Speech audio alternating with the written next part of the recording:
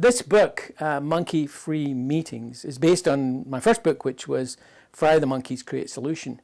And that idea came from the Harvard Business Review, where there was an article many years ago, it's one of the top selling articles of all time, about a manager who talks about their job being to help their staff not bring them problems, but bring them solutions. And he actually said, don't bring monkeys to me. In my career, I've been in many meetings and been very frustrated. And what I noticed was quite often everybody else in the room was frustrated. Sure, we had an agenda, sure, we had an objective and so on. But quite often the way that the meetings were managed led to straying off the agenda or mostly ending up talking only about the problem. And then you've got 5 minutes at the end to come up with solutions. What I'm proposing is that we manage meetings ahead of time, during the meeting and afterwards, so that the monkeys that come up in meetings get dealt with, and we use the time productively to make decisions and take action that create change. So for example, one of the chapters is called Meeting Tenderizer. I'm being funny with the title, but deadly serious about the notion that our job is to manage the meeting beforehand.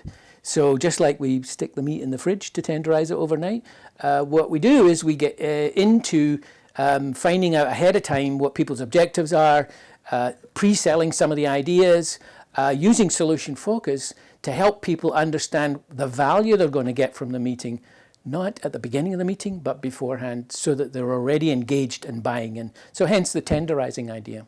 There's another section called Teams at War. And often this is what causes so many problems in meetings. Politics and so on intervene in the meeting. And it's because the teams are fighting. They might be fighting openly, the politics and so on, or they might just be disagreeing with each other. The point is, terribly unproductive for the organization. So many organizations today spend so much time trying to align the various silos they've got. So Teams at War are some tools to help those teams align themselves around things that they have in common, things that they want to do differently, and things they want to take some action on in a very solution-focused way, and stop being in conflict and get to meetings where they can become even more productive. In the book, I also talk about the roundtable model as a tool for meetings. The roundtable model, a good colleague of mine, Rick Wolf, gets the credit for authoring the original idea, and as he calls it, the kitchen table model, is a way of having a conversation in the organization about what people want.